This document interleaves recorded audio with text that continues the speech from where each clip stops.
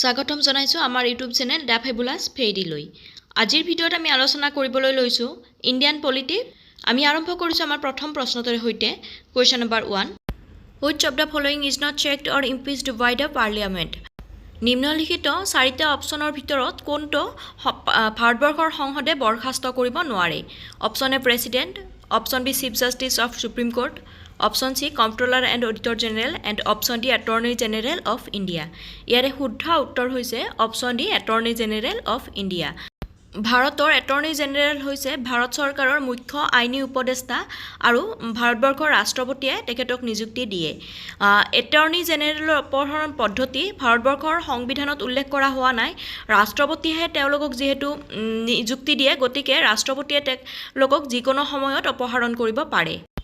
Question number 2, the chairman of the National Human Rights Commission must be ৰাষ্ট্ৰীয় মানৱ অধিকাৰ আয়োগ বা নেশ্যনেল হিউমেন ৰাইটছ কমিশ্যনৰ অধ্যক্ষ হ'বৰ বাবে নিম্নতম যোগ্যতা কি হোৱা উচিত? ইয়াতে চাৰিটা অপচন দিয়া হৈছে। অপচন এ ৰিটায়াৰ্ড জাজ of high court, option B retired member of the Lok Sabha, option C retired জাজ of the supreme court and option D retired attorney general of India. ইয়াৰে শুদ্ধ উত্তৰ হৈছে অপচন চি ৰিটায়াৰ্ড জাজ of supreme court বা উচ্চতম ন্যায়ালয়ৰ অৱসৰপ্ৰাপ্ত ন্যায়াধীশ। নেশ্যনেল হিউমেন ৰাইটছ কমিশ্যন বা ৰাষ্ট্ৰীয় মানৱ অধিকাৰ আয়োগৰ অধ্যক্ষ হ'বৰ বাবে এজন ব্যক্তি ভাৰতৰ উচ্চতম ন্যায়ালয় বা সুপ্ৰিম কোৰ্টৰ অৱসৰপ্ৰাপ্ত মুখ্য ন্যায়াধীশ হোৱা উচিত। Question number 3, who said that the preamble is the keynote to the constitution? ভাৰতৰ প্ৰস্তাৱনাই সংবিধানৰ মূল টকা বা কি নোট বুলি কোনে উল্লেখ কৰিছিল? ইয়াতে চাৰিটা অপচন দিয়া হৈছে। Option A Ernest Walker, option B V R. Ambedkar, option C Vallabhbhai Patel and option D Jawaharlal Nehru. ইয়াৰে শুদ্ধ উত্তৰ হৈছে অপচন এ আৰ্নেষ্ট ৱাৰ্কাৰ। তেখেতে ভাৰতবৰ্ষৰ প্ৰস্তাৱনাক সংবিধানৰ মূল টকা বা কি নোট বুলি অভিহিত কৰিছিল। Question number 4, which one among the following features of the Constitution of India is indicative of the fact that real executive power is vested in the Council of Ministers headed by the Prime Minister? ভাৰতীয় সংবিধানৰ তলত উল্লেখ কৰা বৈশিষ্ট্যসমূহৰ ভিতৰত কোনটোৱে এইটো কথা বুজায় যে প্ৰকৃত কাৰ্যবাহী ক্ষমতা বা ৰিয়েল এক্সিকিউটিভ পাৱাৰ প্ৰধানমন্ত্ৰীৰ নেতৃত্বত গঠিত মন্ত্ৰী পৰিষদৰ হাতত নিহিত হৈ আছে? ইয়াতে চাৰিটা অপচন দিয়া হৈছে। Option A federalism, option B representative legislature, option C universal adult franchise and option D parliamentary democracy. ইয়াৰে শুদ্ধ উত্তৰ হৈছে option D parliamentary democracy.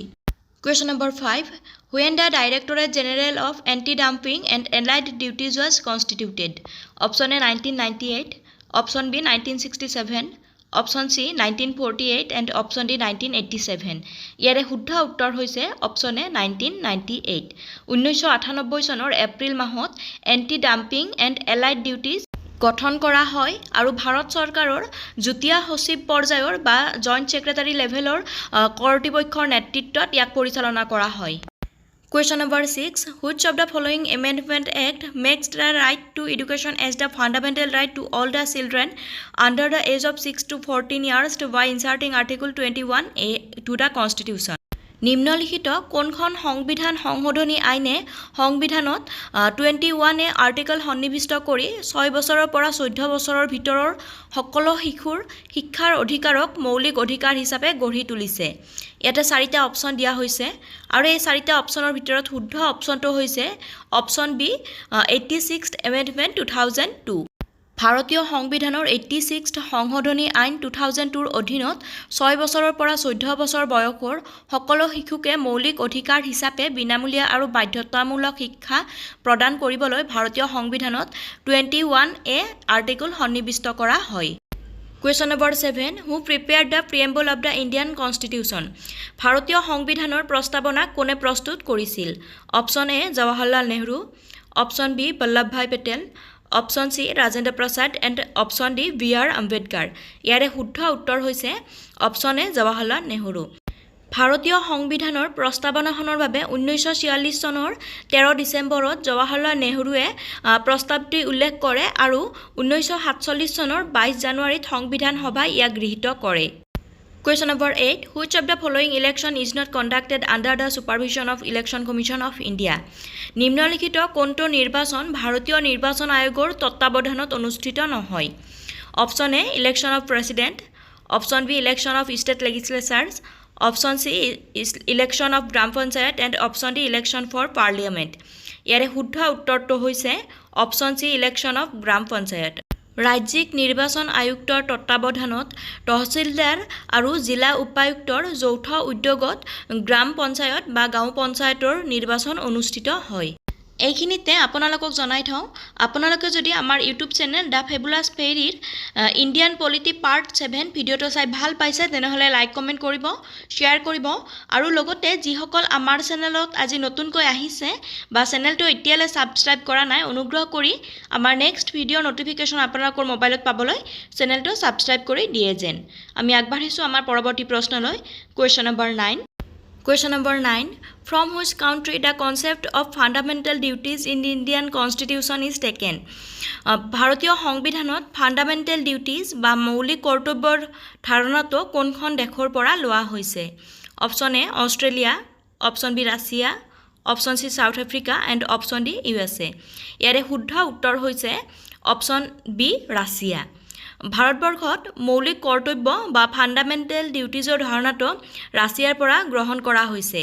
1976ৰ 42nd amendment actor জৰিয়তে ভাৰতীয় সংবিধানত 10টা মৌলিক কৰ্তব্য অন্তৰ্ভুক্ত কৰা হৈছে।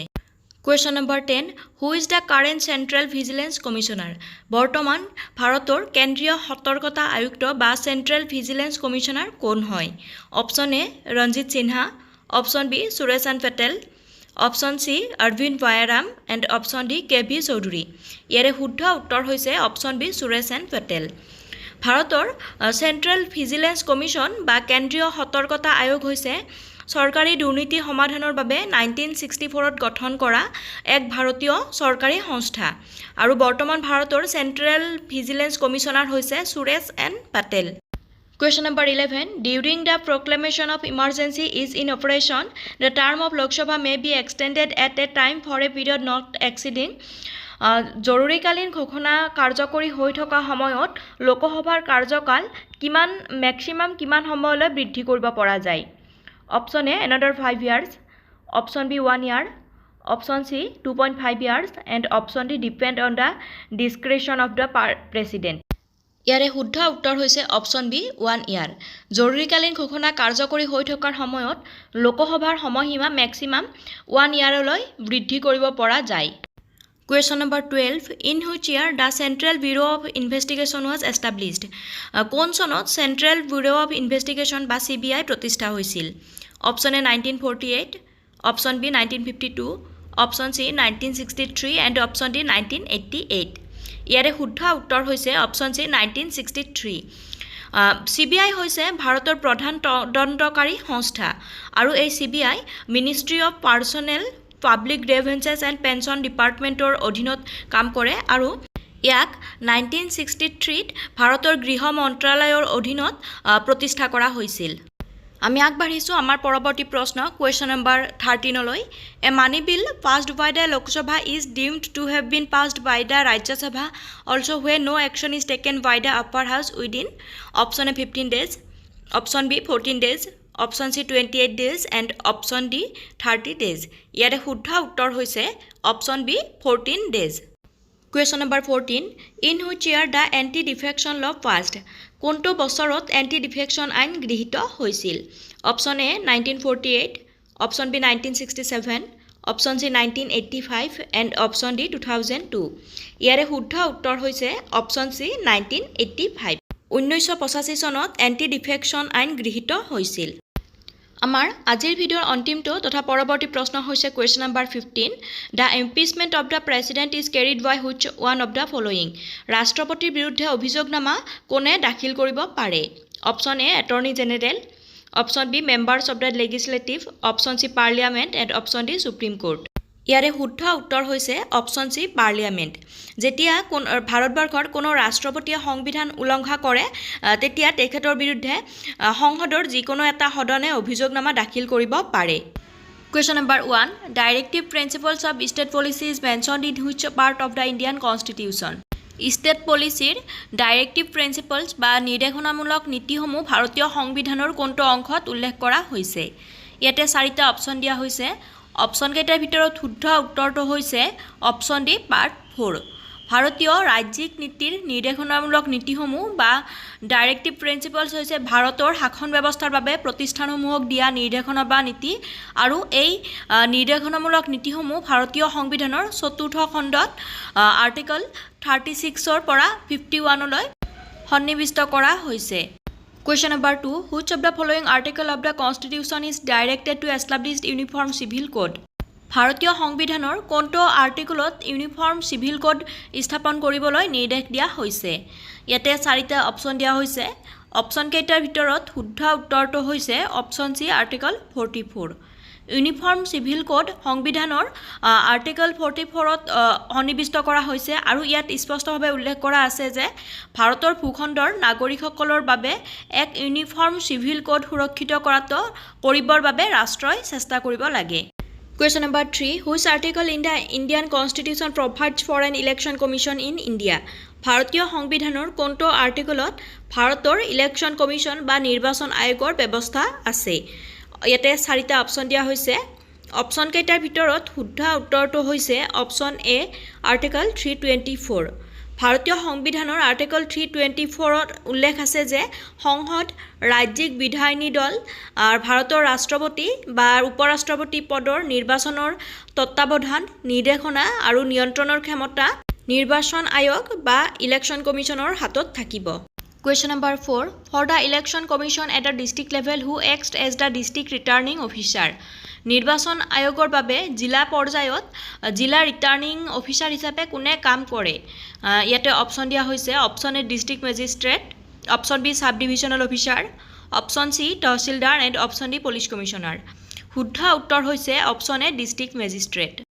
ভাৰতৰ নিৰ্বাচন আয়োগৰ বাবে জিলা পৰ্যায়ত জিলা উপায়ুক্তই জিলা নিৰ্বাচনী বিষয়া হিচাপে কাম কৰে Question number 5 Indian Constitution took the concept of single citizenship from which country ভাৰতীয় সংবিধানে কোনখন দেশৰ পৰা একক নাগৰিকত্বৰ ধাৰণা লৈছিল option A Russia option B UK option C Australia and option D Canada ইয়াৰে শুদ্ধ উত্তৰ হৈছে অপচন বি ইউকে ভাৰতীয় সংবিধানত একক নাগৰিকত্বৰ ধাৰণাটো ইউনাইটেড কিংডমৰ কনষ্টিটিউচনৰ পৰা লোৱা হৈছে Question number 6 Which article of the Constitution contains the provisions of citizenship to persons migrated to India from Pakistan ভাৰতীয় সংবিধানৰ কোনটো আৰ্টিকলত পাকিস্তানৰ পৰা ভাৰতলৈ প্ৰব্ৰজন কৰা ব্যক্তিসকলৰ নাগৰিকত্বৰ ব্যৱস্থা আছে ইয়াতে অপচন চাৰিটা দিয়া হৈছে আৰু অপচন কেইটাৰ ভিতৰত আমাৰ শুদ্ধ উত্তৰটো হৈছে অপচন বি আৰ্টিকল 6 ভাৰতীয় সংবিধানৰ আৰ্টিকল 6 পাকিস্তানৰ পৰা ভাৰতলৈ প্ৰব্ৰজন কৰা ব্যক্তিসকলৰ নাগৰিকত্বৰ সৈতে জড়িত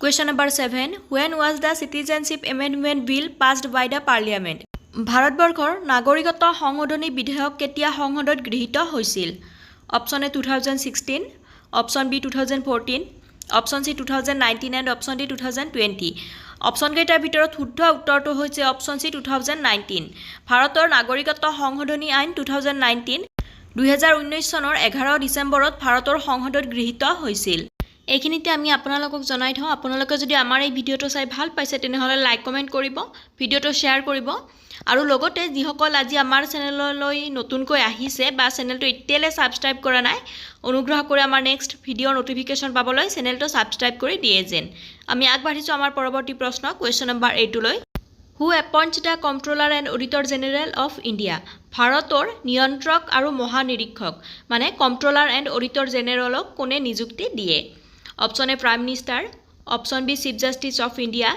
option C president and option D speaker of the Lok Sabha শুদ্ধ উত্তৰ হৈছে অপচন সি প্ৰেসিডেন্ট ভাৰতৰ কন্ট্ৰোলাৰ এণ্ড অডিটৰ জেনেৰেলক ভাৰতৰ ৰাষ্ট্ৰপতিয়ে নিযুক্তি দিয়ে আৰু উচ্চতম ন্যায়ালয়ৰ এজন ন্যায়াধীশক অপসাৰণ কৰা পদ্ধতিৰ ভিত্তিত কন্ট্ৰোলাৰ এণ্ড অডিটৰ জেনেৰেলক তেখেতৰ পদৰ পৰা অপসাৰণ কৰিব পাৰি Question number 9 According to the Indian Constitution right to property is ভাৰতীয় সংবিধান অনুসৰি সম্পত্তিৰ অধিকাৰ কি হয় option A fundamental right option B legal right option C social right and option D directive principles ইয়াতে শুদ্ধ উত্তৰ হৈছে অপচন বি লিগেল ৰাইট ভাৰতীয় সংবিধানত সম্পত্তিৰ অধিকাৰক প্ৰথমে মৌলিক অধিকাৰ হিচাপে গণ্য কৰা হৈছিল যদিও ভাৰতীয় সংবিধানৰ 44th এমেণ্ডমেণ্ট বা সংশোধনীৰ দ্বাৰা এই সম্পত্তিৰ অধিকাৰক 300A আৰ্টিকুলৰ অধীনত ইয়াক কেৱল সাংবিধানিক অধিকাৰলৈ হ্ৰাস কৰা হৈছে। Question number 10. The total number of schedules in the Constitution are ভাৰতীয় সংবিধানত সৰ্বমুঠ কিমানটা schedule বা অনুসূচী আছে? Option A 17, Option B 12, Option C 10 and Option D 14. ইয়াৰে শুদ্ধ উত্তৰ হৈছে Option B 12. ভাৰতীয় সংবিধানত সৰ্বমুঠ 12টা schedule বা অনুসূচী আছে। Question number 11. Who decides whether the disqualification by anti-defection is to be done or not? Anti-defectionৰ জৰিয়তে অযোগ্যতা প্ৰদান কৰা হ'বনে নহয় সেইটো কোনে সিদ্ধান্ত লয়? ইয়াতে 4টা অপচন দিয়া হৈছে আৰু অপচন কেইটাৰ ভিতৰত শুদ্ধ উত্তৰটো হৈছে option A, Chairman of Rajya Sabha or Speaker of Lok Sabha. Question number 12. Which of the following is not a pillar of directive principles of state policy? তলৰ কোনটো ষ্টেট পলিচিৰ ডাইৰেক্টিভ প্ৰিন্সিপল বা ৰাজ্যিক নীতিৰ নিৰ্দেশনামূলক নীতিৰ স্তম্ভ নহয়? ইয়াতে 4টা অপচন দিয়া হৈছে। অপচন কেইটাৰ ভিতৰত শুদ্ধ উত্তৰটো হৈছে অপচন A, ডেমক্ৰেটিক প্ৰিন্সিপলছ।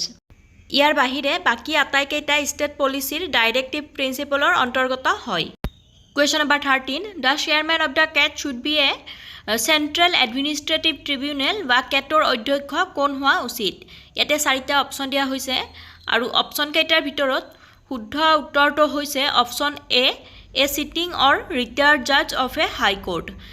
এজন উচ্চ ন্যায়ালয়ৰ বৰ্তমান বা অৱসৰপ্ৰাপ্ত ন্যায়াধীশ চেন্ট্ৰেল এডমিনিষ্ট্ৰেটিভ ট্ৰিবিউনেল বা কেন্দ্ৰীয় প্ৰশাসনিক ন্যায়াধিকৰণৰ অধ্যক্ষ হ'ব পাৰে। Question number 14. The Central Administrative Tribunal is passed in which year? ভাৰতৰ কেন্দ্ৰীয় প্ৰশাসনিক ন্যায়াধিকৰণ কোন বছৰত গৃহীত হয়? Option A 1974, option B 1985, option C 1965 and option D 1997. ইয়াৰে শুদ্ধ উত্তৰ হৈছে অপচন B 1985.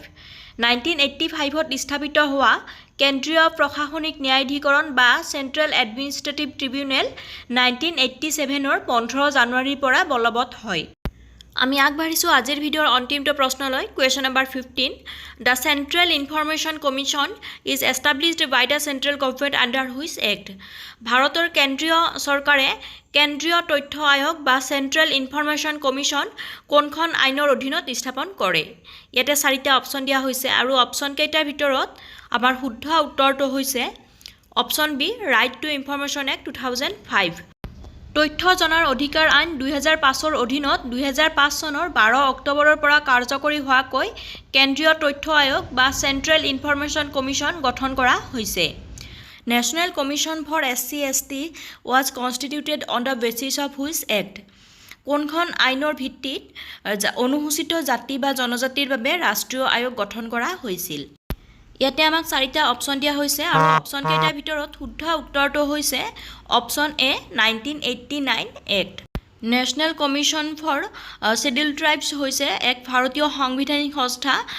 এই সাংবিধানিক সংস্থাটো ভাৰতীয় সংবিধানৰ 89 সংখ্যক সংশোধনী আইন 2003ৰ জৰিয়তে প্ৰতিষ্ঠা কৰা হৈছিল। Question number 2. Joint session of the parliament is arranged under which article? ভাৰতীয় সংবিধানৰ কোনটো আৰ্টিকলৰ অধীনত সংসদৰ যুটীয়া অধিৱেশনৰ ব্যৱস্থা কৰা হয়? Option A article 78, option B article 127, option C article 108 and option D article 24. ইয়াৰে শুদ্ধ উত্তৰ হৈছে option C article 108.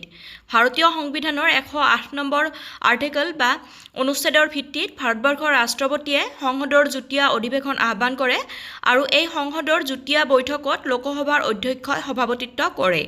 Question number 3. The power to issue writs by the Supreme Court has been emphasized under which of the following article? ভাৰতীয় সংবিধানত উচ্চতম ন্যায়ালয়ে writ জাৰি কৰাৰ ক্ষমতা কোনটো আৰ্টিকল বা অনুচ্ছেদৰ অধীনত দিয়া হৈছে? আমাক ইয়াতে 4টা অপচন দিয়া হৈছে আৰু অপচন কেইটাৰ ভিতৰত শুদ্ধ উত্তৰটো হৈছে অপচন বি আৰ্টিকল 32। ভাৰতীয় সংবিধানৰ আৰ্টিকল 32 বা 32 সংখ্যক অনুচ্ছেদে উচ্চতম ন্যায়ালয়ক মৌলিক অধিকাৰ বলবৎ কৰাৰ বাবে নিৰ্দেশনা, আদেশ বা ৰিট জাৰি কৰাৰ ক্ষমতা প্ৰদান কৰিছে। Question number 4. What is the age of retirement of member of a Union Public Service Commission? ভাৰতবৰ্ষৰ কেন্দ্ৰীয় লোকসেৱা আয়োগৰ সদস্যৰ অৱসৰৰ বয়স কিমান? ইয়াতে আমাক 4টা অপচন দিয়া হৈছে। Option A 65, option B 60, option C 55 and option D 62 years. শুদ্ধ উত্তৰ হৈছে অপচন A 65 years. ভাৰতবৰ্ষত কেন্দ্ৰীয় লোকসেৱা আয়োগৰ সদস্যই তেওঁৰ পদত প্ৰৱেশ কৰা তাৰিখৰ পৰা বা ৬৫ বছৰ বয়স হোৱালৈকে ৬ বছৰৰ বাবে কাৰ্যভাৰ গ্ৰহণ কৰিব পাৰে। Question number 5. Which of the following article dealt with the formation of parliament? ভাৰতীয় সংবিধানৰ কোনটো আৰ্টিকলত সংসদ গঠনৰ বিষয়ে আলোচনা কৰা হৈছে? Option A article 51, option B article 207, option C article 189 and option D article 79। ইয়াৰে শুদ্ধ উত্তৰ হৈছে অপশ্যন ডি আৰ্টিকল 79। ভাৰতীয় সংবিধানত 79 সংখ্যক অনুচ্ছেদত পাৰ্লিয়ামেণ্ট বা সংসদ গঠনৰ বিষয়ে আলোচনা কৰা হৈছে। এইখিনিতে আমি আপোনালোকক জনাই থওঁ, আপোনালোকে যদি আমাৰ এই ভিডিঅ'টো চাই ভাল পাইছে তেনেহ'লে লাইক কমেণ্ট আৰু শ্বেয়াৰ কৰিব আৰু লগতে যিসকল আজি আমাৰ চেনেলত নতুনকৈ আহিছে বা চেনেলটো এতিয়ালৈ ছাবস্ক্ৰাইব কৰা নাই অনুগ্ৰহ কৰি আমাৰ নেক্সট ভিডিঅ'ৰ নটিফিকেশ্যন পাবলৈ চেনেলটো ছাবস্ক্ৰাইব কৰি দিয়ে যেন। আমি আগবাঢ়িছোঁ আমাৰ পৰৱৰ্তী প্ৰশ্নলৈ। Question number 6. Question number 6. The chairman and the members of the State Civil Service Commission are appointed by which of the following? ৰাজ্যিক অসামৰিক সেৱা আয়োগৰ অধ্যক্ষ আৰু সদস্যসকলক কোনে নিযুক্তি দিয়ে? Option A president, option B governor, option C chief justice of India and option D speaker of the Lok Sabha. ইয়াৰে শুদ্ধ উত্তৰ হৈছে অপশ্যন বি গভৰ্ণৰ বা ৰাজ্যপাল। লোকসেৱা আয়োগৰ অধ্যক্ষ আৰু অন্যান্য সদস্যসকলক ৰাজ্যিক আয়োগৰ ক্ষেত্ৰত ৰাজ্যখনৰ ৰাজ্যপাল আৰু কেন্দ্ৰীয় আয়োগ বা যুটীয়া আয়োগৰ ক্ষেত্ৰত ভাৰতবৰ্ষৰ ৰাষ্ট্ৰপতিয়ে নিযুক্তি দিয়ে। Question number 7. Which of the following is not checked or impeached by the parliament? নিম্নলিখিত অপশ্যন কেইটাৰ ভিতৰত কোনটো অপশ্যনক ভাৰতবৰ্ষৰ সংবিধানে বৰখাস্ত কৰিব নোৱাৰে বা অভিযোগনামা দাখিল কৰিব নোৱাৰে? ইয়াতে আমাক চাৰিটা অপশ্যন দিছে। Option A president, option B chief justice of supreme court, option C speaker of the Lok Sabha and option D attorney general of India. ইয়াৰে শুদ্ধ উত্তৰ হৈছে option D attorney general of India. ভাৰতবৰ্ষত এটৰ্নি জেনেৰেলক অপসাৰণৰ পদ্ধতি আৰু ভিত্তি ভাৰতীয় সংবিধানত উল্লেখ কৰা হোৱা নাই। ভাৰতবৰ্ষৰ ৰাষ্ট্ৰপতিয়েহে ভাৰতৰ এটৰ্নি জেনেৰেলক নিযুক্তি দিয়ে। গতিকে ভাৰতবৰ্ষৰ ৰাষ্ট্ৰপতিয়ে যিকোনো সময়তে তেখেতৰ কাৰ্যৰ পৰা অপসাৰণ কৰিব পাৰে। Question number 8. Which article of the Indian Constitution has the provisions regarding the ST's Commission? ভাৰতীয় সংবিধানৰ কোনটো অনুচ্ছেদ বা আৰ্টিকলত অনুসূচিত জাতি বা শিডিউল কাষ্টৰ বিষয়ে বা শিডিউল কাষ্টৰ আয়োগ সম্পৰ্কীয় বিধানৰ বিষয়ে উল্লেখ আছে?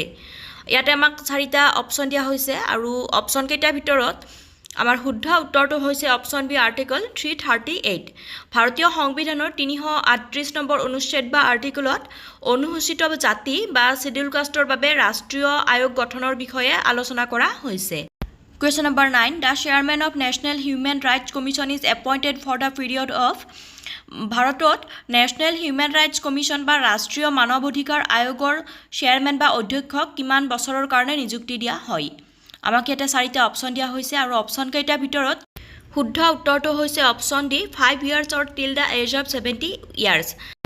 আইনখনত উল্লেখ কৰা হৈছে যে নেশ্যনেল হিউমেন ৰাইটছ কমিশ্যন বা ৰাষ্ট্ৰীয় মানৱ অধিকাৰ আয়োগৰ অধ্যক্ষ বা সদস্যসকলে 5 বছৰ বা 70 বছৰ বয়সলৈকে কাৰ্যভাৰ গ্ৰহণ কৰিব পাৰে। Question number 10. Which ministry or authority has the right to remove the incompetent, insufficient and unproductive All India Service Officers after 15 years of service? ভাৰতবৰ্ষত অযোগ্য, অদক্ষ আৰু অনুৎপাদনশীল সৰ্বভাৰতীয় সেৱাৰ বিষয়াসকলক 15 বছৰ সেৱাৰ পিছত অপসাৰণ কৰাৰ অধিকাৰ কোনটো মন্ত্ৰালয় বা কৰ্তৃপক্ষৰ আছে?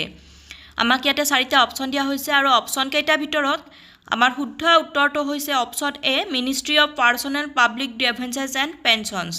Question number 11.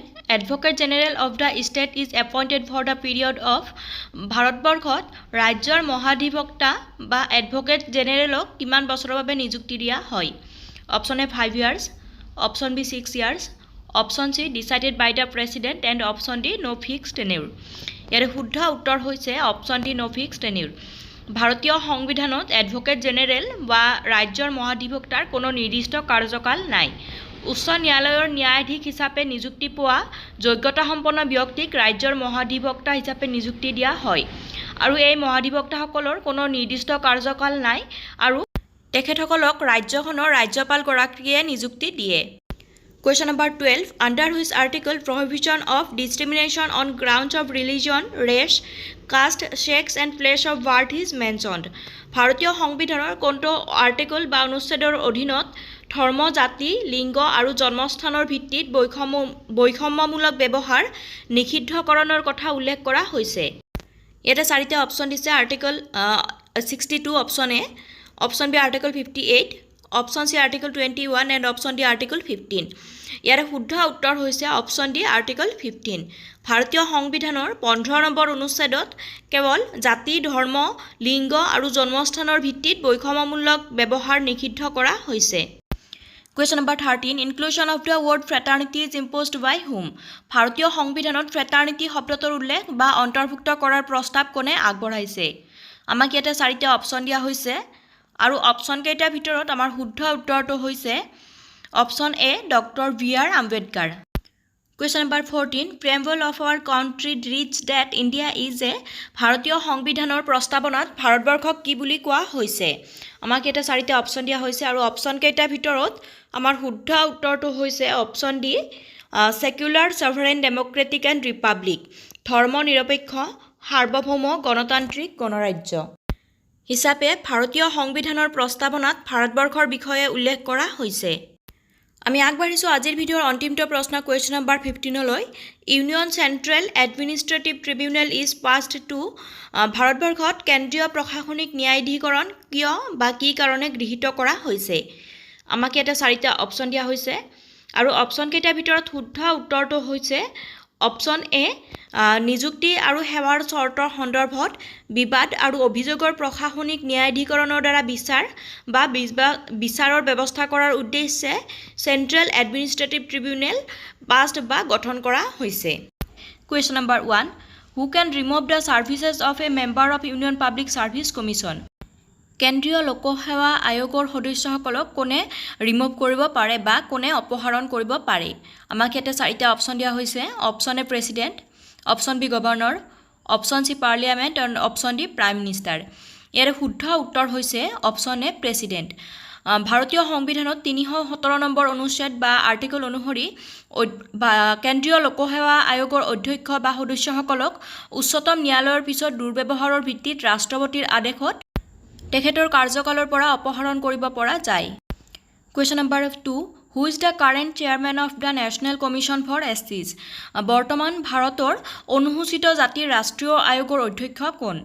Option A K G Balakrishnan, option B Anju Bala, option C Shri Vijaya Sampla and option D Suraj van.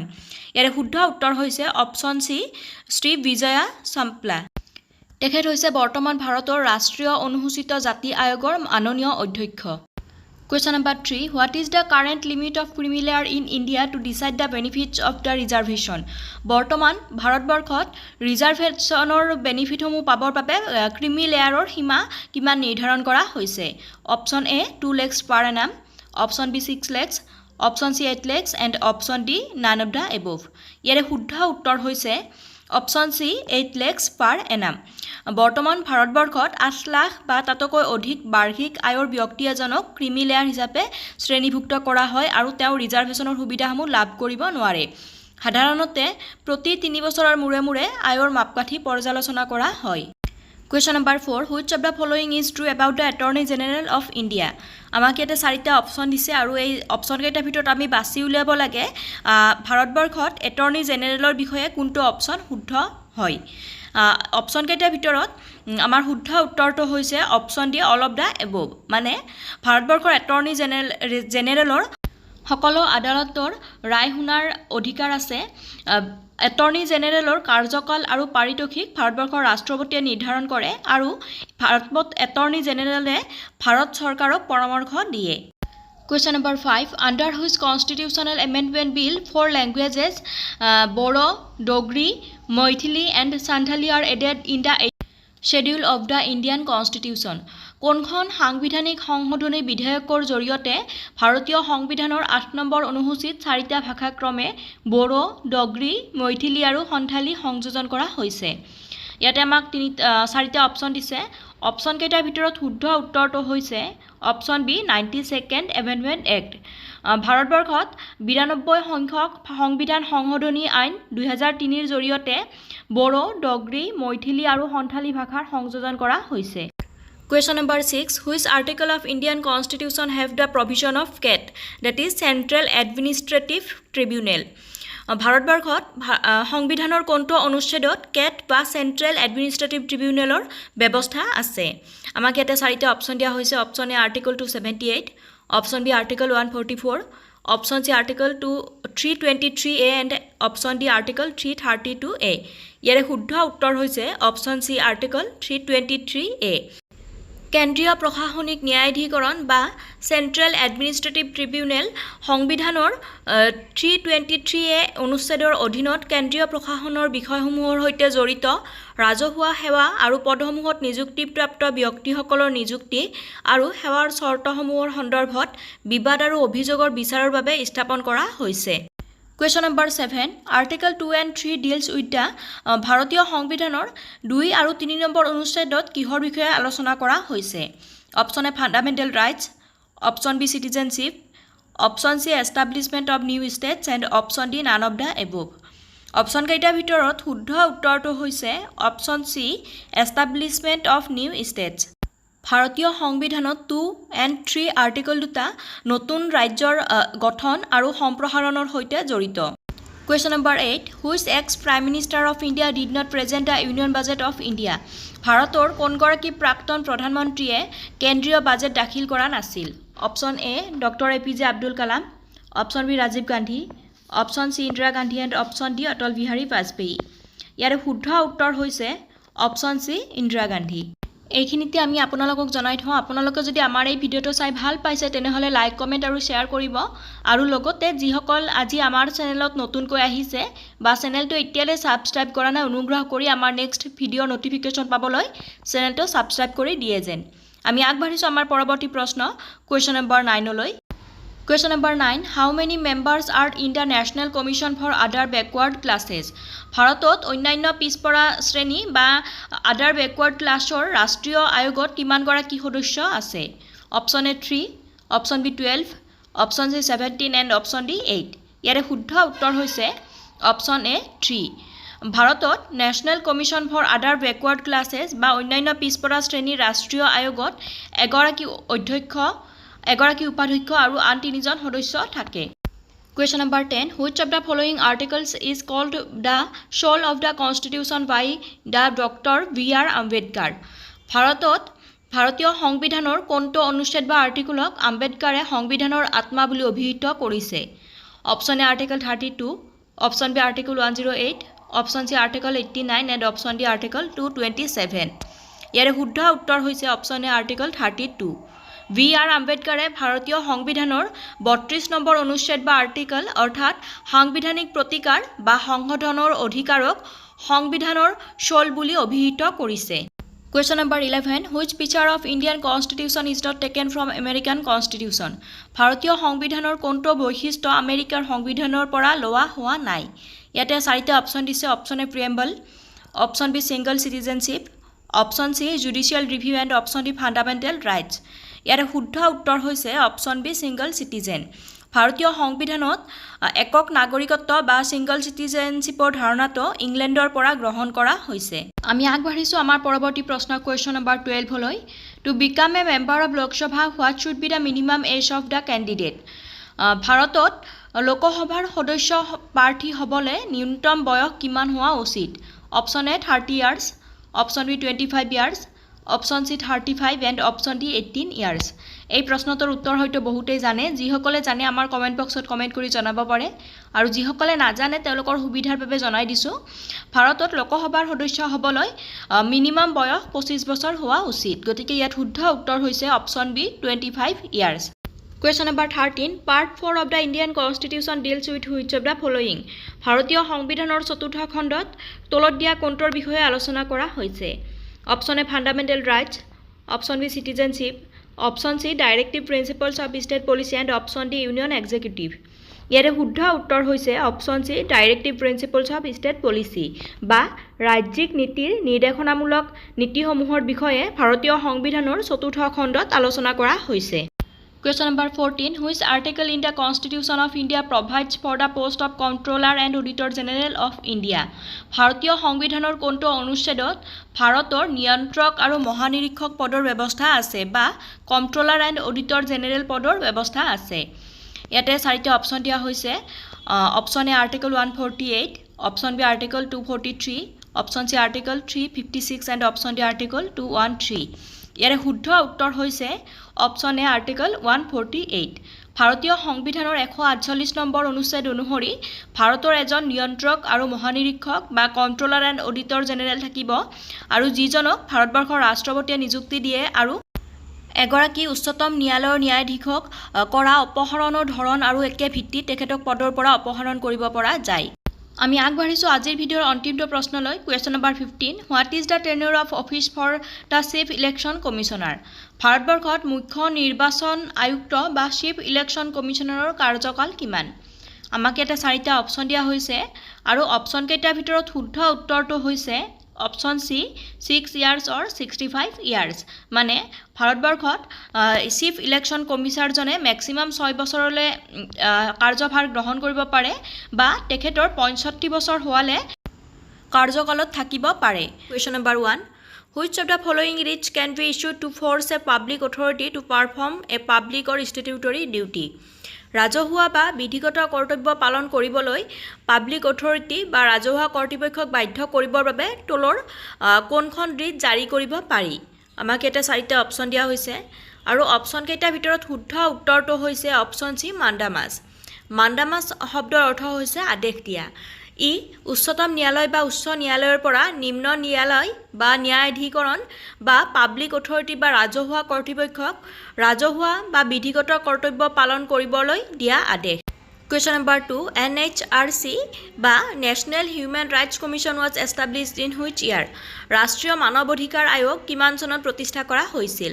Option A 1951, option B 1993, option C 1949 and option D 1988। ইয়াৰে শুদ্ধ উত্তৰ হৈছে অপচন বি 1993। 1993 চনৰ 12 অক্টোবৰত ৰাষ্ট্ৰীয় মানৱ অধিকাৰ আয়োগ বা নেশ্যনেল হিউমেন ৰাইটছ কমিশ্যন প্ৰতিষ্ঠা কৰা হৈছিল। Question number 3. In which Constitutional Amendme Act an authoritative text of the Constitution in Hindi was provided to the people of India by the President? কোনখন সাংবিধানিক সংশোধনী আইনত হিন্দী ভাষাত সংবিধানৰ এক কৰ্তৃত্বশীল পাঠ্য বা বক্তৃতা ভাৰতৰ জনসাধাৰণক ৰাষ্ট্ৰপতিয়ে প্ৰদান কৰিছিল? আমাক ইয়াতে চাৰিটা অপচন দিছে আৰু অপচন কেইটাৰ ভিতৰত আমাৰ শুদ্ধ উত্তৰটো হৈছে option B 58 Constitutional Amendme Act 1987। Question number 4. Article 370 is drafted in which part of the Indian Constitution? ভাৰতীয় সংবিধানৰ কোন অংশত 370 নম্বৰ অনুচ্ছেদৰ খচৰা প্ৰস্তুত কৰা হৈছে? ইয়াতে আমাক অপচন চাৰিটা দিয়া হৈছে আৰু অপচন কেইটাৰ ভিতৰত শুদ্ধ উত্তৰটো হৈছে অপচন এ পাৰ্ট 21। ভাৰতীয় সংবিধানৰ 21 অংশত অস্থায়ী সংক্ৰমণকালীন আৰু বিশেষ বিধান শীৰ্ষক 370 নম্বৰ অনুচ্ছেদৰ খচৰা প্ৰস্তুত কৰা হৈছিল। Question number 5. Article 17 of the Indian Constitution is related to ভাৰতীয় সংবিধানৰ 17 নম্বৰ অনুচ্ছেদ নিম্নলিখিত কোনটোৰ সৈতে জড়িত? Option A prohibition of child labour, option B equality before law, option C prohibition of untouchability and option D none of the above. ইয়াৰে শুদ্ধ উত্তৰ হৈছে option C prohibition of untouchability বা অস্পৃশ্যতাৰ নিষেধাজ্ঞা। ভাৰতীয় সংবিধানৰ 17 নম্বৰ অনুচ্ছেদত মূলতঃ অস্পৃশ্যতাৰ বিষয়ে আলোচনা কৰা হৈছে। এই 17 নম্বৰ আৰ্টিকল অনুসৰি অস্পৃশ্যতা জাতি ধৰ্ম বৰ্ণ নিৰ্বিশেষে সকলৰ ওপৰতে নিৰ্মূল কৰা হ'ব আৰু অস্পৃশ্যতাৰ যিকোনো ধৰণৰ অভ্যাসক অপৰাধ হিচাপে গণ্য কৰা হ'ব। Question number 6. Which Government of India Act has the most influence on the current Constitution of India? ভাৰতবৰ্ষৰ বৰ্তমানৰ সংবিধানত কোনখন ভাৰত চৰকাৰৰ আইনৰ প্ৰভাৱ বেছি? আমাক এটা চাৰিটা অপচন দিয়া হৈছে আৰু অপচন কেইটাৰ ভিতৰত শুদ্ধ উত্তৰটো হৈছে option A government of India act 1935। বৰ্তমান ভাৰতীয় সংবিধানত গভৰ্ণমেণ্ট অফ ইণ্ডিয়া এক্ট 1935ৰ প্ৰভাৱ আটাইতকৈ বেছি। ভাৰত চৰকাৰৰ আইন 1935 বা government of India act 1935 united কিংডমৰ পাৰ্লিয়ামেণ্টৰ পৰা সংযোজিত এক আইন আছিল আৰু ই প্ৰথমে 1935ত ৰাজকীয় সন্মতি লাভ কৰিছিল 1999 চনৰ বৃহত্তৰ লণ্ডন কৰ্তৃপক্ষই ইয়াক অতিক্ৰম নকৰালৈকে ই সংসদৰ এতিয়ালৈকে প্ৰণয়ন কৰা আটাইতকৈ দীঘল আইন আছিল এইখিনিতে আমি আপোনালোকক জনাই থওঁ আপোনালোকে যদি আমাৰ এই ভিডিঅটো চাই ভাল পাইছে তেনেহলে লাইক কমেন্ট আৰু শেয়াৰ কৰিব আৰু লগতে যিসকল আজি আমাৰ চেনেলত নতুনকৈ আহিছে বা চেনেলটো এতিয়ালৈ সাবস্ক্ৰাইব কৰা নাই অনুগ্ৰহ কৰি আমাৰ নেক্সট ভিডিঅৰ নটিফিকেশন পাবলৈ চেনেলটো সাবস্ক্ৰাইব কৰি দিয়ে যেন আমি আগবাঢ়িছো আমাৰ পৰৱৰ্তী প্ৰশ্নলৈ Question number 7. To be eligible for appointment as Attorney General of India, a person must possess the qualifications prescribed for a ভাৰতৰ এটৰ্নি জেনেৰেল হিচাপে নিযুক্তিৰ বাবে যোগ্য হ'বলৈ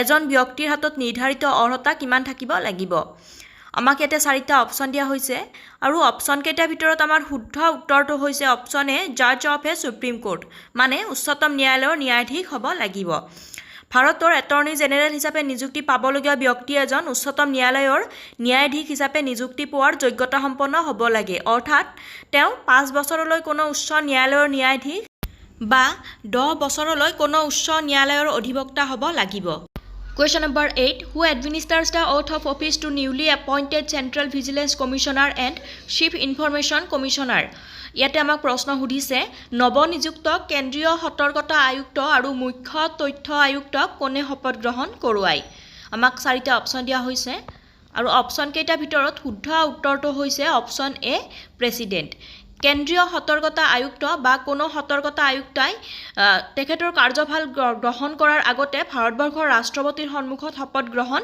কৰিব লাগে Question number 9 What is the strength of total elected members of the 17th Lok Sabha ভাৰতত 17 সংখ্যক লোকসভাৰ মুঠ নিৰ্বাচিত সদস্যৰ সংখ্যা কিমান আছিল option A 545 option B 543 option C 552 and option D 550 ইয়াৰ শুদ্ধ উত্তৰ হৈছে অপচন বি 543 ভাৰতীয় সংবিধানে আবণ্টিত সদনৰ সৰ্বোচ্চ সদস্য সংখ্যা হৈছে 552 জন আৰু প্ৰথম অৱস্থাত মানে 1950 চনত ই আছিল 500 জন বৰ্তমান সদনত 543 খন আসন আছে আৰু মানে ভাৰত লোকসভাৰ সদস্য সংখ্যা 543 জনলৈ নিৰ্বাচন কৰিব পৰা যায় Question number 10 What is the current exemption limit of income tax for general citizen বৰ্তমান ভাৰতবৰ্ষত সাধাৰণ নাগৰিকৰ বাবে আয়কৰৰ ৰেহাই সীমা কিমান আমাক ইয়াতে চাৰিটা অপচন দিছে option A 2.5 lakhs per annum option B 5 lakhs option C 2 lakhs and option D 3 lakhs per annum ইয়াৰ শুদ্ধ উত্তৰ হৈছে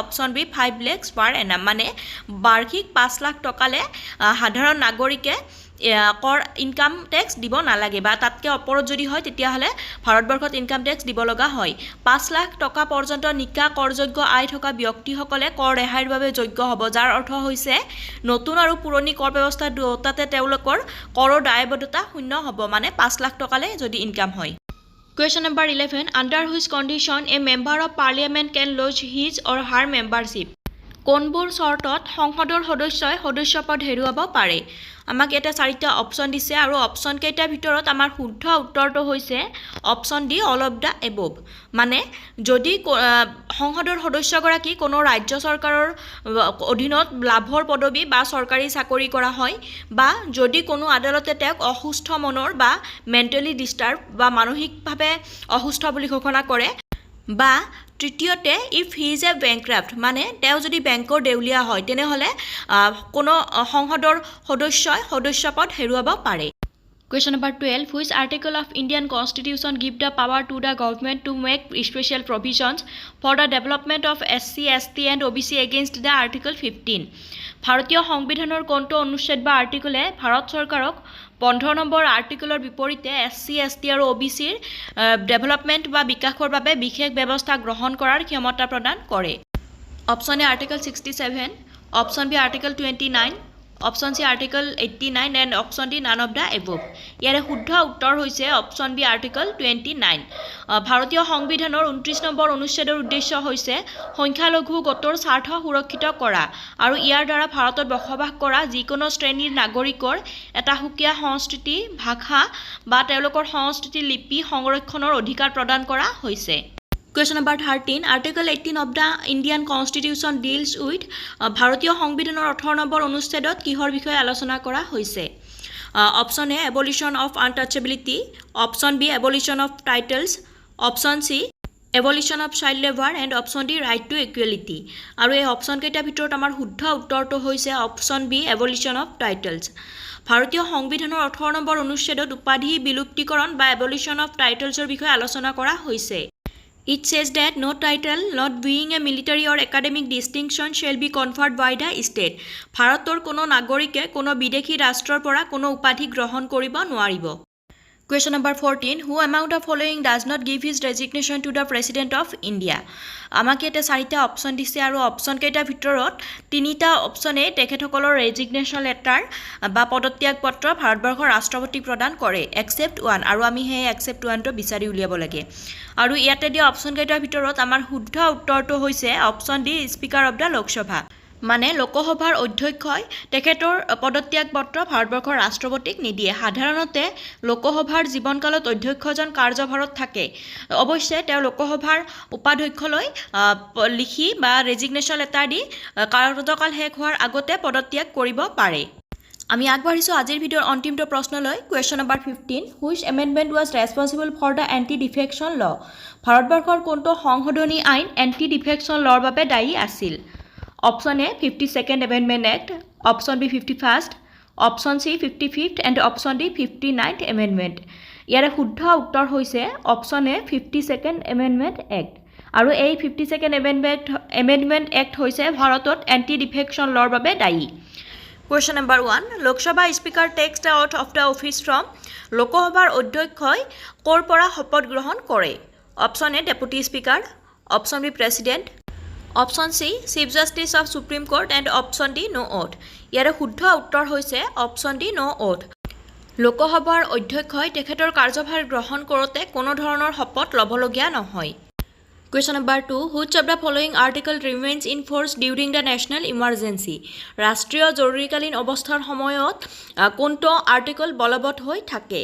ইয়াতে আমাক চাৰিটা অপশ্যন দিছে. Option A article 89, option B article 21, option C article 68 and option D article 17. ইয়াৰ শুদ্ধ উত্তৰ হৈছে অপশ্যন বি আৰ্টিকল 21. দেশত যেতিয়া ৰাষ্ট্ৰীয় জৰুৰীকালীন অৱস্থা ঘোষণা কৰা হয় তেনে সময়ত চৰকাৰে কিছুমান বিষয়ৰ ওপৰত হস্তক্ষেপ কৰিব পাৰে. কিন্তু ভাৰতীয় সংবিধানৰ 21 নম্বৰ অনুচ্ছেদত যিটো জীৱন আৰু ব্যক্তিগত স্বাধীনতাৰ সুৰক্ষা, এই আৰ্টিকলটো ৰাষ্ট্ৰীয় জৰুৰীকালীন অৱস্থাৰ সময়তো স্থগিত ৰাখিব পৰা নাযায়. Question number 3. Which of the following statements is true regarding a whip?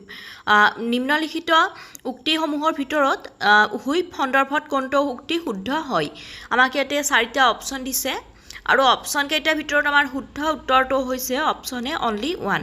আৰু অনলি ওৱানত দিয়া আছে he or she can expel a member at the time of defection, বা কোনো সদস্যক দলত্যাগ কৰাৰ সময়ত বহিষ্কাৰ কৰিব পাৰে. Question number 4. Which of the following is true about Parliament? ভাৰতীয় পাৰ্লিয়ামেণ্ট বা সংসদৰ বিষয়ে নিম্নলিখিত উক্তিসমূহৰ ভিতৰত কোনটো শুদ্ধ হয়?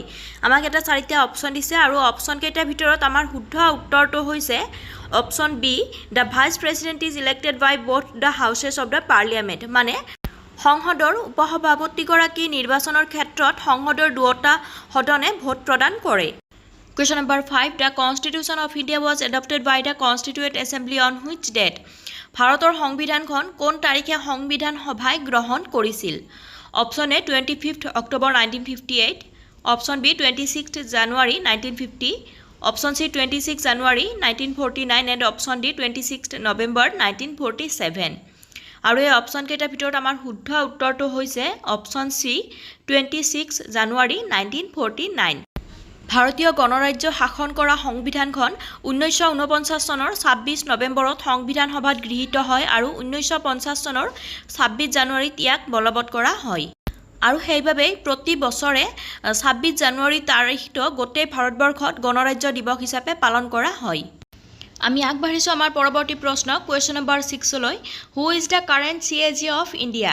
বৰ্তমান ভাৰতৰ কম্পট্ৰলাৰ এণ্ড অডিটৰ জেনেৰেল কোন হয়? Option A, Shashikant Sharma. Option B, GC Murmu. Option C, Vinod Rai. And option D, Shrimati Sonali Singh. ইয়াৰে শুদ্ধ উত্তৰ হৈছে অপশ্যন বি জি.চি. মুৰ্মু বৰ্তমান ভাৰতৰ কণ্ট্ৰলাৰ এণ্ড অডিটৰ জেনেৰেল হৈছে গিৰীশ চন্দ্ৰ Murmu Question number 7 The fundamental duties are mentioned in ভাৰতৰ সংবিধানত নাগৰিকৰ মৌলিক কৰ্তব্যসমূহৰ বিষয়ে কোনটো অংশত উল্লেখ কৰা হৈছে ইয়াতে আমাক চাৰিটা অপশ্যন দিয়া হৈছে আৰু অপশ্যন কেইটাৰ ভিতৰত আমাৰ শুদ্ধ উত্তৰটো হৈছে অপশ্যন এ পাৰ্ট 4A ভাৰতীয় সংবিধানৰ পাৰ্ট 4A মৌলিক কৰ্তব্য বা ফাণ্ডামেণ্টেল ডিউটিসমূহৰ বিষয়ে উল্লেখ কৰা হৈছে মৌলিক কৰ্তব্যসমূহক সকলো নাগৰিকৰ নৈতিক বাধ্যবাধকতা হিচাপে সংজ্ঞায়িত কৰা হৈছে যিয়ে দেশপ্ৰেমৰ মনোভাৱ প্ৰসাৰিত কৰাত সহায় কৰে আৰু ভাৰতৰ অখণ্ডতা আৰু ঐক্য ৰক্ষা কৰে ভাৰতীয় সংবিধানৰ পাৰ্ট 4A উল্লেখ কৰা এই মৌলিক কৰ্তব্যসমূহ ভাৰত আৰু ইয়াৰ নাগৰিকৰ সৈতে জড়িত Question number 8 Indian citizenship can be acquired through which of the following ভাৰতত ভাৰতীয় নাগৰিকত্ব লাভ কৰিবৰ বাবে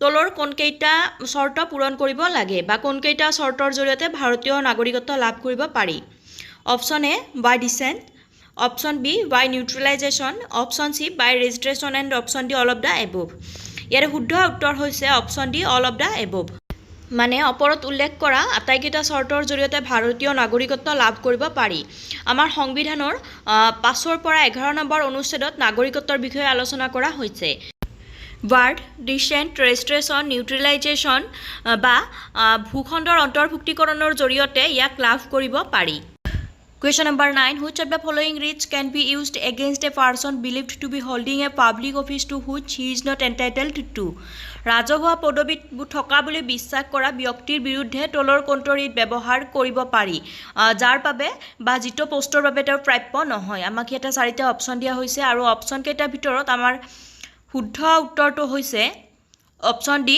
কি ৱাৰেণ্টটো কি ৱাৰেণ্ট মানে হৈছে বাই হোৱাট ৱাৰেণ্ট এই ৰিটৰ জৰিয়তে আদালতে ৰাজহুৱা বা চৰকাৰী পদবীত থকা এজন ব্যক্তিক তেওঁ কি কৰ্তৃত্বত সেইটো পদত আছে সেইটো দেখুৱাবৰ বাবে ব্যক্তিজনক আহ্বান জনায় যদি ব্যক্তিজন ধৰা পৰে যে তেওঁ মিছা কৈছে বা সেইটো পদৰ বাবে তেওঁ যোগ্য নহয় তেনেহলে সেই ব্যক্তিজনক সেই পদৰ পৰা বহিষ্কাৰ কৰিব পৰা যায় এইখিনিতে আমি আপোনালোকক জনাই থওঁ আপোনালোকে যদি আমাৰ এই ভিডিঅটো চাই ভাল পাইছে তেনেহলে লাইক কমেন্ট আৰু শেয়াৰ কৰিব আৰু লগতে যিসকল আজি আমাৰ চেনেলত নতুনকৈ আহিছে বা চেনেলটো এতিয়ালে সাবস্ক্ৰাইব কৰা নাই অনুগ্ৰহ কৰি আমাৰ নেক্সট ভিডিঅ'ৰ নটিফিকেশ্যন পাবলৈ চেনেলটো সাবস্ক্ৰাইব কৰি দিয়ে যেন আমি আগবাঢ়িছো আমাৰ পৰৱৰ্তী প্ৰশ্ন কোৱেশ্চন নম্বৰ 10 লৈ Which committee was responsible for the exemption from disqualification in case of a split from 10th schedule?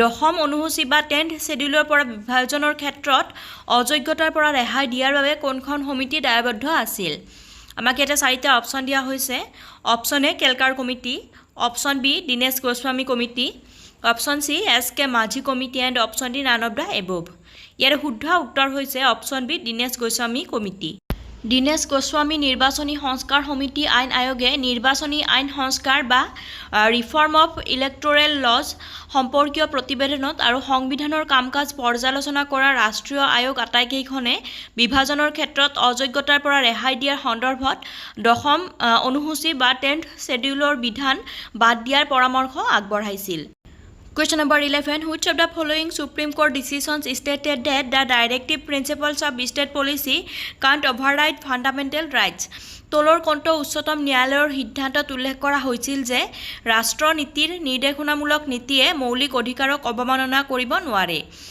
আমাক এটা চাৰিটা অপশ্যন দিয়া হৈছে আৰু অপশ্যন কেইটাৰ ভিতৰত আমাৰ শুদ্ধ উত্তৰটো হৈছে option A in state of Madras versus Champakam Dorairajan Champakam Dorairajan versus Madras 1951 গোচৰত উচ্চতম ন্যায়ালয়ে ৰায় দিছিল যে ডাইৰেক্টিভ প্ৰিন্সিপল অফ ষ্টেট পলিচিয়ে সংবিধানৰ তৃতীয় খণ্ডৰ বিধানসমূহ বা ফাণ্ডামেণ্টেল ৰাইটছসমূহক অতিক্ৰম কৰিব নোৱাৰে question number 12 what is true about NRC আমাক ইয়াতে চাৰিটা অপশ্যন দিয়া হৈছে আৰু অপশ্যন কেইটাৰ মাজৰ পৰা আমি বাছি উলিয়াব লাগে যে এনআৰচিৰ বিষয়ে ইয়াতে দিয়া কোনটো অপশ্যন শুদ্ধ হয় আৰু অপশ্যন কেইটাৰ ভিতৰত আমাৰ শুদ্ধ উত্তৰটো হৈছে option D all of the above NRC হৈছে নেশ্যনেল ৰেজিষ্টাৰ অফ চিটিজেন্স ভাৰতৰ প্ৰতিখন গাঁও আৰু ঘৰত 1951 চনৰ লোকপিয়ল হোৱাৰ পিছত প্ৰস্তুত কৰা এখন পঞ্জী হৈছে ৰাষ্ট্ৰীয় নাগৰিক পঞ্জী 1951 এই এনআৰচি বা ৰাষ্ট্ৰীয় নাগৰিক পঞ্জীয়ে ঘৰ বা হোল্ডিংসমূহ ক্ৰমত দেখুৱায় আৰু প্ৰতিটো ঘৰৰ বিপৰীতে তাত থকা ব্যক্তিৰ সংখ্যা আৰু নাম সূচায় Question number 13. Which committee gave the idea of just-solely kind of citizenship? কোনখন কমিটিয়ে জাষ্ট-চলি ধৰণৰ নাগৰিকত্বৰ ধাৰণা দিয়ে? Option A constituent assembly, option B Motilal Nehru committee, option C Attlee committee and option D none of the above. ইয়াৰ শুদ্ধ উত্তৰ হৈছে option B Motilal Nehru committee. নাগৰিকত্ব প্ৰদানৰ বাবে দুই ধৰণৰ নীতি আছে, এটা হ'ল জুজ-চলি আৰু আনটো হ'ল জুজ সাংগুইনিছ। জুজ-চলি জন্মস্থানৰ ভিত্তিত নাগৰিকত্ব প্ৰদান কৰে যদিও জুজ সাংগুইনিছে তেজৰ সম্পৰ্কক স্বীকৃতি দিয়ে। মতিলাল নেহৰু কমিটিৰ সময়ৰ পৰা মানে 1928ৰ পৰা ভাৰতীয় নেতৃত্বই জুজ-চলিৰ ধাৰণাটোৰ পক্ষত ৰায়দান দি আহিছে। Question number 14. Which of the following read is said to be a guarantor of personal freedom? তলৰ কোনখন ৰীড ব্যক্তিগত স্বাধীনতাৰ নিশ্চয়তা বুলি কোৱা হৈছে? আমাক ইয়াতে চাৰিটা অপশ্যন দিছে আৰু অপশ্যন কেইটাৰ ভিতৰত আমাৰ শুদ্ধ উত্তৰটো হৈছে option B habeas corpus. Habeas corpus read হৈছে ব্যক্তিগত স্বাধীনতাৰ এক বুলৱাৰ্ক বা এটা প্ৰতিৰক্ষামূলক দেৱাল। আমি আগবাঢ়িছোঁ আজিৰ ভিডিঅ'ৰ অন্তিমটো প্ৰশ্ন কুৱেশ্যন নম্বৰ 15লৈ। Which of the following is true about the constitution 42nd amendment act 1976? ভাৰতীয় সংবিধানৰ 42 সংখ্যক সংশোধনী আইন 1976ৰ বিষয়ে নিম্নলিখিত উক্তিসমূহৰ ভিতৰত কোনটো শুদ্ধ হয়? আৰু আমাক ইয়াতে চাৰিটা অপশ্যন দিছে আৰু অপশ্যন কেইটাৰ মাজৰ পৰা আমি শুদ্ধটো বাছি উলিয়াব লাগে।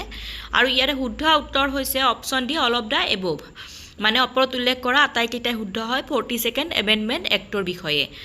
42nd এমেণ্ডমেণ্ট এক্ট বা 42 সংখ্যক সাংবিধানিক সংশোধনী আইন প্ৰণয়ন কৰাৰ সময়ত ভাৰতবৰ্ষৰ ৰাষ্ট্ৰপতি আছিলে ফখৰুদ্দিন আলী আহমেদ ডাঙৰীয়া।